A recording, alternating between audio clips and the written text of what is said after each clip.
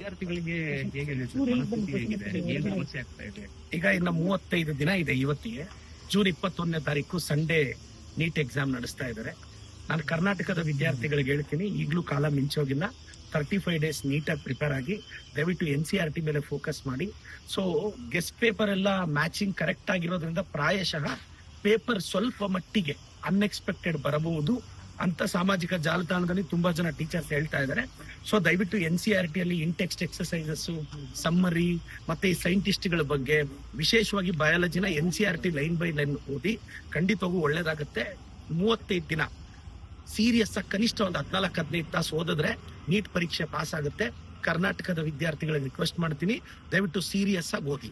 ಮತ್ತೆ ಇನ್ನೊಂದು ಹೇಳಕ್ ಬಯಸ್ತೀನಿ ಸರ್, ನೀಟ್ ಕ್ವಶನ್ ಪೇಪರ್ ನ ಲೀಕ್ ಮಾಡಿರೋ ವ್ಯಕ್ತಿ ಬಿಜೆಪಿಯ ಯುವ ಮೋರ್ಚಾದ ಸದಸ್ಯ, ರಾಜಸ್ಥಾನದ ಶಿಕ್ಷಣ ಮಂತ್ರಿ, ಬಿಜೆಪಿ ಸರ್ಕಾರದ ರಾಜಸ್ಥಾನದ ಶಿಕ್ಷಣ ಮಂತ್ರಿಯ ಆತ್ಮೀಯ. ಯುವ ಮೋರ್ಚಾದಲ್ಲಿ ಆತ ಗುರುತಿಸ್ಕೊಂಡಿದ್ದಾನೆ, ಅಂದ್ರೆ ಪಾರ್ಟಿ ಬೇರರಲ್ಲಿ ಇದ್ದಾನೆ. ಇವತ್ತು ಆಂಗ್ಲ ಚಾನೆಲ್ಸ್ ಅಲ್ಲಿ ಎಲ್ಲಾ ಕಡೆ ಆತನು ಬಹಳಷ್ಟು ಜನ ಬಿಜೆಪಿ ಅವ್ರ ಜೊತೆ ಕಾಂಟ್ಯಾಕ್ಟ್ ಇದ್ದಾನೆ. ಬಿಜೆಪಿ ಸಕ್ರಿಯ ಸದಸ್ಯ. ಇವತ್ತು ಬಿಜೆಪಿಯ ರಾಜಸ್ಥಾನದ ಎಜುಕೇಶನ್ ಮಿನಿಸ್ಟರ್ ಆತ್ಮೀಯ, ಅವ್ರ ಜೊತೆ ಕಾರಲ್ಲಿ ಟ್ರಾವೆಲ್ ಮಾಡೋದು ಎಲ್ಲಾ ಫೋಟೋಸ್ ಅವ್ನ ಪೇಜಲ್ಲಿ ಸಿಕ್ಕಿದೆ. ಇದನ್ನ ಅಫಿಷಿಯಲಿ ಇಂಗ್ಲಿಷ್ ಮೀಡಿಯಾದವರು ಬಹಿರಂಗ ಪಡಿಸಿದ್ದಾರೆ. ಸೊ ಇದರಿಂದ ಏನ್ ಅರ್ಥ ಆಗುತ್ತೆ, ಈ ಪೇಪರ್ ಸ್ಕ್ಯಾಮ್ ಇಂದ ಬಿಜೆಪಿ ಹೊಡಿತಾರೆ. ಈಗ ಯುವ ಮೋರ್ಚಾವನ್ ಇದಾನೆ ಅಂತ ಸಾಮಾಜಿಕ ಜಾಲತಾಣದಲ್ಲಿ ಓಡಾಡ್ತಿದೆ. ಇದರಿಂದ ಬಿಜೆಪಿಯವರ ಇಂಟಿಗ್ರಿಟಿ ಅರ್ಥ ಆಗುತ್ತೆ. ನಮ್ ತೇಜಸ್ವಿ ಸೂರ್ಯ ಅವರು ನಿನ್ನೆ ಜನಿವಾರದ ಬಗ್ಗೆ ಮಾತಾಡಿದ್ರು. ಸರ್, ಬ್ರಾಹ್ಮಣ ಸಮುದಾಯ ನಮ್ಮ ಸಮಾಜಕ್ಕೆ ತುಂಬಾ ದೊಡ್ಡ ಕೊಡುಗೆ ಕೊಟ್ಟಿದೆ. ಬ್ರಾಹ್ಮಣ ಸಮುದಾಯದ ಬಗ್ಗೆ ನನಗೆ ಅಪಾರವಾದ ಗೌರವ ಇದೆ. ಇವತ್ತು ಬ್ರಾಹ್ಮಣ ಸಮುದಾಯದ ಅರ್ಚಕರಿಗೆ ಒಳ್ಳೇದಾಗ್ಬೇಕು ಅಂತ ನಾವೊಂದು ಬಿಲ್ಲು ತಂದ್ವಿ, ಅವ್ರ ಪರವಾಗಿ ನಿಂತಿದೀವಿ. ತೇಜಸ್ವಿ ಸೂರ್ಯ ಅವರೇ, ಜನಿವಾರದ ಬಗ್ಗೆ ಮಾತನಾಡ್ತಾ ಇರ್ತಕ್ಕಂಥ ನಿಮಗೆ 22 ಲಕ್ಷ ಮಕ್ಕಳ ನೀಟ್ ಭವಿಷ್ಯದ ಬಗ್ಗೆ ಜ್ಞಾಪಕ ಬರ್ಲಿಲ್ವಾ? ಪಾರ್ಲಿಮೆಂಟ್ ಅಲ್ಲಿ ಬಾಯಿಗೆ ಬಂದಂಗೆ ಏನು ಬಡಾಯಿ ಕೊಚ್ಕೊಂತೀರಾ ಇಂಗ್ಲಿಷ್ ಭಾಷೆಯಲ್ಲಿ. ನಿಮ್ಗೆ ಕನಿಷ್ಠ ನಮ್ಮ ವಿದ್ಯಾರ್ಥಿಗಳು ಬೇಡ ರೀ, ಅಟ್ಲೀಸ್ಟ್ ನಮ್ ಸ್ಟೇಟ್ ಇಂದ 1,80,000 ಜನ ಮಕ್ಕಳ ಪರವಾಗಿ ಧ್ವನಿ ರೈಸ್ ಮಾಡಿಸ್ಬೇಕು ಅಂತ ನಿಮ್ಗೆ ಅನ್ಸೇ ಇಲ್ವಾ ತೇಜಸ್ವಿ ಸೂರ್ಯ ಅವರೇ? ನಿಮ್ ಇಂಟಿಗ್ರಿಟಿ ಏನೋಯ್ತು? ಅಂದ್ರೆ ಜಾತಿ ರಾಜಕಾರಣ ನೀವು ಮಾಡ್ತಿದ್ದೀರಾ ತಾನೆ? ಸಮಗ್ರತೆಯಲ್ಲಿ, ದೇಶದ ಪರವಾಗಿ, ನಾಡಿನ ಬಗ್ಗೆ ನಿಮ್ಮ ಚಿಂತೆಯಲ್ಲಿ ಜನಿವಾರದ ಬಗ್ಗೆ ಅಷ್ಟು ಬೇಗ ವಾಯ್ಸ್ ರೈಸ್ ಮಾಡೋ ನಿಮಗೆ ಇವತ್ತು ನಮ್ಮ ದೇಶದ ಮಕ್ಕಳ ಹಿತಾಸಕ್ತಿ ಮುಖ್ಯ ಇಲ್ವಾ? ರಾಜ್ಯದ ಮಕ್ಕಳ ಹಿತಾಸಕ್ತಿ ಮುಖ್ಯ ಇಲ್ವಾ? ನಿಮ್ಮನ್ನ ಯಾವ ಕಾರಣಕ್ಕೆ ಯುವಕರು ಗೌರವಿಸಬೇಕು ತೇಜಸ್ವಿ ಸೂರ್ಯ ಅವರೇ? 1000 ಜನ ನಿಮ್ಮನ್ನು ಫಾಲೋ ಮಾಡ್ತಾರಲ್ಲ. ನಾನು ಹೇಳೋದಿಷ್ಟೇ, ನೀವು ಆ ಜಾತಿವಾದದ ಮುಖವಾಡದಿಂದ ಆಚೆ ಬನ್ನಿ ಅಂತ ಹೇಳ್ತಾ ಸರ್, ಇವತ್ತಿನೊಂದು ವಿಚಾರ ನಾನು ಹೇಳಕ್ ಬಯಸ್ತೀನಿ. ಇಲ್ಲಿ ರೆಫರೆನ್ಸ್ ಬಂತು, ನೀಟ್ ಬಗ್ಗೆ ಸುನೀಲ್ ಅಣ್ಣ ಆಗ್ಲಿ, ಅಶೋಕ್ ಅಣ್ಣ ಆಗ್ಲಿ, ಪ್ರಹ್ಲಾದ್ ಜೋಶಿ ಅವರಾಗ್ಲಿ ಒಬ್ರು ಮಾತಾಡ್ಲಿಲ್ಲ. ನೆನ್ನೆ ಹಿಜಾಬ್ ಬಂದ್ರೆ ಆಗ್ಲೇ ಬಾಯ್ ಬಡ್ಕೊಂತಾ ಇದಾರೆ. ನೆನ್ನೆ ರೀ, ಆರ್ಟಿಕಲ್ 25 ಪ್ರಕಾರ ನಾವು ಎಲ್ಲಾ ಧರ್ಮಗಳನ್ನ ಗೌರವಿಸ್ತೀವಿ. ಹಿಜಾಬ್ ಮುಸ್ಲಿಂ ಸಂಪ್ರದಾಯದ ಹೆಣ್ಣು ಮಕ್ಕಳ ಆತ್ಮಗೌರವ. ಅವ್ರು ಹೆಣ್ಣು ಮಕ್ಕಳ ಗೌರವವನ್ನ ಕಾಪಾಡಿದೀನಿ. ಇವತ್ತು ಮುಸ್ಲಿಂ ಧರ್ಮದ ಹೆಣ್ಣು ಮಕ್ಕಳಿಗೆ ನೋಡಿ, ನಿಮ್ಮ ಗೌರವವನ್ನ ನಮ್ಮ ಕಾಂಗ್ರೆಸ್ ಸರ್ಕಾರ ಕಾಪಾಡಿದೆ. ಅದ್ರ ಜೊತೆ ಹಿಂದೂ ಧರ್ಮದ ಜನಿವಾರದ ಬಗ್ಗೆ ಎಲ್ಲದ್ರ ಬಗ್ಗೆ ಒಂದು ಕ್ಲಿಯರ್ ಕಟ್ ಸಂದೇಶ ಕೊಟ್ಟಿದೀವಿ. ಪ್ರತಿ ವರ್ಷ CET ಅಲ್ಲಿ ಯಾರೋ ಒಬ್ರಿಗೊಬ್ರಿಗೋ ಸಮಸ್ಯೆ ಆಗ್ತಿತ್ತು. ನಾವು ಹಿಂದೂ ಧರ್ಮದ ಬಗ್ಗೆ, ರುದ್ರಾಕ್ಷಿ ಬಗ್ಗೆ ಮಾತಾಡಿದೀವಿ, ಜನಿವಾರದ ಬಗ್ಗೆ ಮಾತಾಡಿದೀವಿ. ಅದ್ರ ಜೊತೆ ಮುಸ್ಲಿಂ ಧರ್ಮದ ಸಂಪ್ರದಾಯವನ್ನ ಗೌರವಿಸಿದೀವಿ. ಬಿಜೆಪಿ ಅವರು ಒಬ್ರು ಕೂಡ ಇದ್ರ ಬಗ್ಗೆ, ನೀಟ್ ಬಗ್ಗೆ ಮಾತಾಡೋ ಯೋಗ್ಯತೆ ಇಲ್ಲ. ಇನ್ನೊಂದು ವಿಚಾರ ಸರ್, ತುಂಬಾ ದೇಶವನ್ನ ಕಾಡ್ತಿರೋ ವಿಚಾರ. ಮಾನ್ಯ ಈ ದೇಶದ ಪ್ರಧಾನಿಗಳು ನರೇಂದ್ರ ಮೋದಿ ಅವರು ಅವ್ರ ಸ್ಪೀಚ್ ಅಲ್ಲಿ 7 ವಿಚಾರ ಮಂಡಿಸಿದ್ದಾರೆ. ಚಿನ್ನ ಖರೀದಿಸಬೇಡಿ ಅಂದ್ರು, ಚಿನ್ನ ರೇಟ್ ಜಾಸ್ತಿ ಆಗೋಯ್ತು. ಡೀಸೆಲ್ ಪೆಟ್ರೋಲು ಕಡಿಮೆ ಬಳಸಿ ಅಂದ್ರು. ಅವರೇನೋ ದೇವೇಂದ್ರ ಫಡ್ನಾಸಿ ಅವರು ಸೈಕಲ್ ಅಲ್ಲಿ ಹೋದ್ರು. ಒಂದೇ ದಿನ ಇವತ್ತಾಗ್ಲೇ ಕಾರಲ್ಲಿ ಹೋಗಿದ್ದಾರೆ. ಬೆಳಗ್ಗೆಯಿಂದ ನಾನು ನೋಡ್ತಾ ಇದ್ದೀನಿ. ಇವತ್ತು ದೇವೇಂದ್ರ ಫಡ್ನವೀಸ್ ಅವ್ರು ಸೈಕಲ್ ಅಲ್ಲಿ ಹೋಗ್ತಾರ, ಕಾರಲ್ಲಿ ಹೋಗ್ತಾರ. ಆಗ್ಲೇ ಎಸ್ಕಾರ್ಟ್. ನಿನ್ನೆ ಶೋ ಆಫ್ ಫೋಟೋಗೋಸ್ಕರ ಫೋಟೋ ಶೂಟ್ಗೆ ಹೋದ್ರು.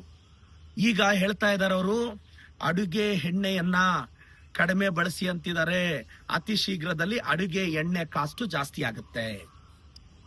ನ್ಯಾಚುರಲ್ ಫಾರ್ಮಿಂಗ್ ಅಂತಿದ್ದಾರೆ. ಏನ್ ನ್ಯಾಚುರಲ್ ಫಾರ್ಮಿಂಗ್ ಅಂದ್ರೆ ಫರ್ಟಿಲೈಸರ್ಸ್ ನ, ಯೂರಿಯಾನ, ಡೈ ಅಮೋನಿಯಂ ಫಾಸ್ಫೇಟ್ ನ, ಪೊಟ್ಯಾಷಿಯಂ ಅಂದ್ರೆ ಪೊಟ್ಯಾಶ್ನ ಕಡಿಮೆ ಬಳಸೋದು. ಯಾಕೆ ಗೊತ್ತಾ ಸರ್? ಇವತ್ತು ನಿಮ್ಗೆ ಗೊತ್ತಿರ್ಲಿ, ಈ ವರ್ಷ ಒಂದೇ ನಾವು 7 ಮಿಲಿಯನ್ ಟನ್ ಯೂರಿಯಾನ ರಷ್ಯಾದಿಂದ, ಬೇರೆ ಬೇರೆ ಕಂಟ್ರೀಸ್ ಇಂದ ಇಂಪೋರ್ಟ್ ಮಾಡ್ಕೊಂಡಿದೀವಿ. 5.5 ಮಿಲಿಯನ್ ಟನ್ಸ್ ಅಷ್ಟು ಡೈ ಅಮೋನಿಯಂ ಫಾಸ್ಫೇಟ್ ನ ಇಂಪೋರ್ಟ್ ಮಾಡ್ಕೊಂಡಿದೀವಿ. 2.5 ಮಿಲಿಯನ್ ಅಷ್ಟು ಪೊಟ್ಯಾಶ್ ನ ಇಂಪೋರ್ಟ್ ಮಾಡ್ಕೊಂಡಿದೀವಿ. ನನಗೆ ಗೊತ್ತಿರೋ ಪ್ರಕಾರ ಅವ್ರು ಇಂಪೋರ್ಟ್ ಟ್ಯಾಕ್ಸ್ ಜಾಸ್ತಿ ಮಾಡ್ತಾರೆ, ಲಾಭ ಬರ್ಲಿ ಅಂತ. ಅವಾಗ ರೇಟ್ ಜಾಸ್ತಿ ಆಗುತ್ತೆ, ಇವ್ರ ಸಬ್ಸಿಡಿ ಕಾಸ್ಟ್ ಜಾಸ್ತಿ ಆಗೋಗುತ್ತೆ. ಆಗ ರೈತರ ಹೊಟ್ಟೆ ಮೇಲೆ ಹೊಡೆಯೋದಿಕ್ಕೆ ಕೇಂದ್ರ ಸರ್ಕಾರ ರೆಡಿ ಆಗಿದೆ. ನೋಡಿ ಯಜಮಾನ್ರೆ, ಎಲ್ಲ ರೈತರಿಗೆ ಹೇಳ್ತೀನಿ, ಫರ್ಟಿಲೈಸರ್ಸ್ ಬೆಳೆ ಅತಿ ಶೀಘ್ರದಲ್ಲೇ ಅದ್ರ ಬೆಲೆ ನೀವು ರೈಸ್ ಮಾಡ್ತಾರೆ. ಎಲ್ಲ ಕರ್ನಾಟಕದ ಗೃಹಿಣಿಯರು, ಅಕ್ಕ ನಾವು 2,000 ಕೊಡ್ತಿದೀವಿ. ಈಗ ಇಂದಿರಾ ಕಿಟ್ ಕೊಡ್ತಾ ಇದೀವಿ ನಾವು. ಇವ್ರೇನ್ ಮಾಡ್ತಾ ಇದಾರೆ, ಅಡುಗೆ ಎಣ್ಣೆಯ ಕಾಸ್ಟ್ ಜಾಸ್ತಿ ಮಾಡ್ತಿದ್ದಾರೆ. ಅಕ್ಕ, ಇದನ್ನೆಲ್ಲ ನೀವು ಮನಸ್ಸಲ್ಲಿ ಇಟ್ಕೋಬೇಕು. ನಿಮ್ ಪರವಾಗಿ ನಮ್ ಕಾಂಗ್ರೆಸ್ ಸರ್ಕಾರ ಇರೋದು. ನಿಮ್ ಪರವಾಗಿ ಪ್ರತಿ ಗೃಹಿಣಿಯ ಯೋಗಕ್ಷೇಮವನ್ನ ಅವ್ರು ಚೆನ್ನಾಗಿರ್ಬೇಕು ಅಂತ ಬಯಸೋದು ನಮ್ ಸರ್ಕಾರ. ಆದ್ರೆ ಅವ್ರು ಪ್ರತಿಯೊಂದು ಕಾಸ್ಟ್ ರೈಸ್ ಮಾಡ್ತಾ ಇದ್ದಾರೆ. ಮೋದಿ ಅವ್ರು ಹೇಳ್ತಾರೆ, ನರೇಂದ್ರ ಮೋದಿ ಅವ್ರು ಇನ್ನೂ ಮಾತಾಡ್ತಾ ಚಿನ್ನ ಖರೀದಿಸ್ಬೇಡಿ, ಇದು ಖರೀದಿಸ್ಬೇಡಿ ಅಂತಾರೆ. 5 ಎಲೆಕ್ಷನ್ ಮುಗಿಯೋವರೆಗೂ ಸುಮ್ಮನೆ ಇದ್ದು ಇವಾಗ ಏನ್ ಸರ್ ಇದಾಟ? ಜನ ವಿರೋಧಿ ನೀತಿ ತಾನೆ. ಜನ ವಿರೋಧಿ ನೀತಿ. ಕಾಮನ್ ಮ್ಯಾನ್ ಹೊಟ್ಟೆ ಮೇಲೆ ಹೊಡಿತಾ ಇದಾರೆ. ಒಂದ್ ನೀಟ್ ಎಕ್ಸಾಮ್ ನಡೆಸೋ ಯೋಗ್ಯತೆ ಇಲ್ಲ. ನೋಡಿ, ಒಬ್ಬರೇನಾದ್ರೂ ಬಿಜೆಪಿ ಅವರು ಇಶ್ಯೂಸ್ ಮೇಲೆ ಮಾತಾಡ್ತಿದಾರ? ಹಿಜಾಬ್ ಇಟ್ಕೊಂಡಿದ್ದಾರೆ. ಯಾಕ್ರಿ ಮುಸ್ಲಿಂ ಧರ್ಮದವ್ರ ಬಗ್ಗೆ ನಿಮ್ಗೆ ಅಷ್ಟು ಕೋಪ? ಯಾಕೆ ಅಶೋಕಣ್ಣ? ಯಾಕೆ ಯತ್ನಾಳ್ ಸಾಹೇಬ್ರೆ? ಯತ್ನಾಳ್ ಸಾಹೇಬ್ರೆ, ನಿಮ್ಗೆ ಏನೆಲ್ಲ ಓಪನ್ ಆಗಿದ್ಯೋ ಅದೆಲ್ಲ ಮುಚ್ಕೊಳ್ಳಿ ಯತ್ನಾಳ್ ಸಾಹೇಬ್ರೆ. ಆದ್ರೆ ನಿಮ್ ಬಾಯಿ ಮುಚ್ಕೊಳ್ಳಿ ಅಂತ 3 ದಿನದಿಂದ ನಮ್ಮ ಸಿಎಂ ಬಗ್ಗೆ, DCM ಬಗ್ಗೆ ಒಂದ್ ಹೇಳಿಕೆ ಕೊಟ್ರು. ಆ ಹೇಳಿಕೆನ ನಾನು ಖಂಡಿಸ್ತೀನಿ. ಯತ್ನಾಳ್ ಸಾಹೇಬ್ರೆ, ದಯವಿಟ್ಟು ಏನೆಲ್ಲ ಓಪನ್ ಆಗಿದ್ಯೋ ಅದೆಲ್ಲ ತಾವು ಕ್ಲೋಸ್ ಮಾಡ್ಕೊಂತೀರಾ. ಸಹಜವಾಗಿ ನಿಮಗ್ ಬಾಯಿ ಓಪನ್ ಆಗಿರುತ್ತೆ ಅಂತ ಬಯಸ್ತೀನಿ. ಏನೇನೋ ಮಾತಾಡಿದ್ದಾರೆ, ಅಂದ್ರೆ ಸಿದ್ದರಾಮಯ್ಯನವರು, DK ಶಿವಕುಮಾರ್ ಅವರು ಹಾಗೆ ಹೀಗೆ ಅಂತ ಯತ್ನಾಳ್ ಅವರು ಬಾಯಿಗೆ ಲಗಾಮಿಂದೆ ಮಾತಾಡಿದ್ದಾರೆ. ದಯವಿಟ್ಟು ಯತ್ನಾಳ್ ಸಾಹೇಬ್ರೆ, ನಿಮ್ಮ ಬಾಯನ್ನ, ನಾಲಿಗೆಯನ್ನ ಸಾಧ್ಯವಾದಷ್ಟು ಹಿಡಿತದಲ್ಲಿ ಇಟ್ಕೊಳ್ಳಿ. ಇವಾಗೇನೋ ಶಾಲ್ ಹಂಚ್ತಾರಂತೆ ಸರ್. ಬಿಜಾಪುರದಲ್ಲಿ ಬಡವ್ರ ಮಕ್ಳಿದ್ದಾರೆ ಸರ್, ಟೆಕ್ಸ್ಟ್ ಬುಕ್ಸ್ ಕೊಡಿ ಸರ್, ನೋಟ್ ಬುಕ್ ಕೊಡಿ ಸರ್, ಬಟ್ಟೆ ಕೊಡಿಸಿ ಸರ್. ನಿಮ್ ಶಾಲು ಯಾರಿಗ್ ಬೇಕು ಸರ್? ಬಡ ಮಕ್ಕಳಿಗೆ ಕೊಡಿಸಿ. ಬೇಡ ಸರ್, ಬ್ರಾಹ್ಮಣ ಬಡ ಸಮುದಾಯದ ಅರ್ಚಕರ ಮಕ್ಕಳು ಸ್ಟ್ರಗಲ್ ಅಲ್ಲಿ ಇದ್ದಾರೆ, ಅವ್ರಿಗೆ ಏನಾದ್ರೂ ಸಹಾಯ ಮಾಡಿ ಸರ್. ಸರ್, ನೀವೇ ಸಹಾಯ ಮಾಡ್ತಿರೋ ಅದ್ರ ಡಬಲ್ ನಾನು ಸಹಾಯ ಮಾಡ್ತೀನಿ ಸರ್.